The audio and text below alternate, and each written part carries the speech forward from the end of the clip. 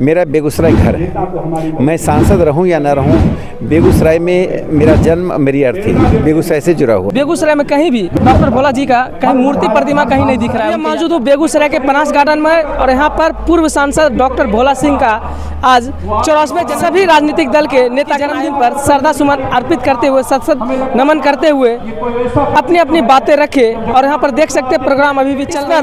क्या कहते हैं राज्यसभा सांसद राकेश सिन्हा जो अतिथि के सुमन अर्पित करते हुए डॉक्टर भोला सिंह का जन्मदिन मनाए। लेकिन एक बात बीजेपी के कार्यकर्ताओं में, सारे नेता में ये सवाल खल रही है कि इतने बड़े दिग्गज नेता की बेगूसराय में कहीं भी मूर्ति स्थापित नहीं किया गया और कहीं भी यादगार के लिए प्रतिमा नहीं लगाया गया, कहीं गेट द्वार नहीं बनाया गया। आखिर जब आप लोग इस तरह की जन्मदिन मनाते हैं और उनको याद करते हैं, आज 84वें जन्मदिन उनका मनाया गया पनास गार्डन बेगूसराय में, लेकिन ये सवाल लेकर यहाँ पर बहुत सारे कार्यकर्ता नाराज हैं। तो आइए इस पर राज्यसभा सांसद राकेश सिन्हा से बातचीत करने के प्रयास करते हैं।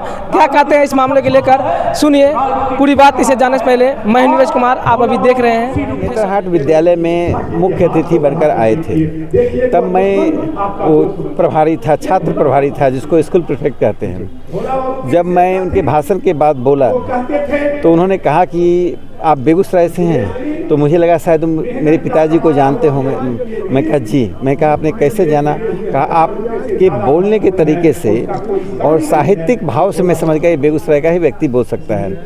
उनके सानिध्य से ही उन्होंने मुझे आमंत्रित किया और 12वीं कक्षा पास करने के बाद उन्होंने स्वयं विधानसभा लेकर विधानसभा दिखाया था।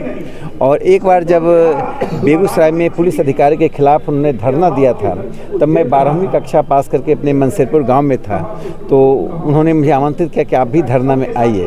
तो मेरे उस अध्ययन के चरित्र के साथ साथ राजनीतिक चरित्र को शायद पहचान रहे थे, इसलिए बार बार मुझे बुलाते थे और मुझे लगा फिर बार बार मिलना होता था। लेकिन अंतिम बार मैं all India institute of medical science के अस्पताल में मिला, जो अनुभव मुझे बहुत अच्छा लगा।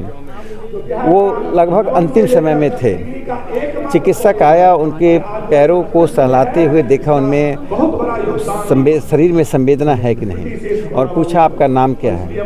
तो उन्होंने जिस आत्मविश्वास के साथ कहा मैं डॉक्टर भोला सिंह, सांसद बेगूसराय, वो डॉक्टर को लग गया कि यह व्यक्ति अपने अंतिम सांस तक बेगूसराय को याद करता है, उस आत्मविश्वास के साथ जीता है। इसलिए भोला बाबू के कई ऐसे गुण हैं, कई ऐसे पहलू हैं जो हम सब बेगूसराय में कहीं भी डॉक्टर भोला जी का कहीं मूर्ति प्रतिमा कहीं नहीं दिख रहा है उनके यादगार। जो सबों के दिलों में बैठे हुए हैं उनके लिए बहुत छोटी बात है, लेकिन छोटी बात भी आगे पूरी होगी।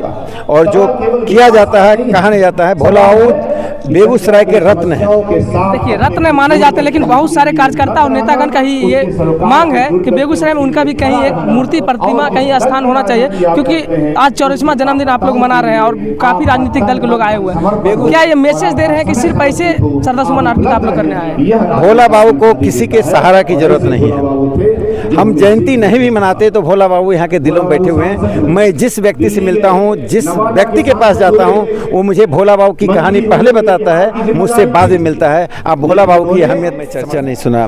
मैं रेलवे स्टेशन जा रहा हूँ, वहाँ चर्चा नहीं सुना। मेरा कार्यकाल राज्यसभा का मैं मनोनीत सदस्य हूँ। मेरा बेगूसराय घर है। मैं सांसद रहूं या ना रहूं, बेगूसराय में मेरा जन्म, मेरी अर्थी बेगूसराय से जुड़ा हुआ है। मेरे पिताजी का निधन हुआ बेगूसराय में लाया गया, मेरे चाचा का निधन हुआ बेगूसराय लाया गया। तो बेगूसराय से मेरा संबंध एक मातृभूमि का संबंध है। और इतना ही मैं कहूँगा, मेरा कार्यकाल राज्यसभा में 13 जुलाई 2024 तक है। 12 जुलाई के 12 बजे रात तक मैं बेगूसराय के लिए समर्पित होकर सांसद का जो अधिकार है उसका उपयोग इसके उत्थान के लिए करता रहूँगा। बाद में एक सामान्य नागरिक के रूप में काम करूँगा।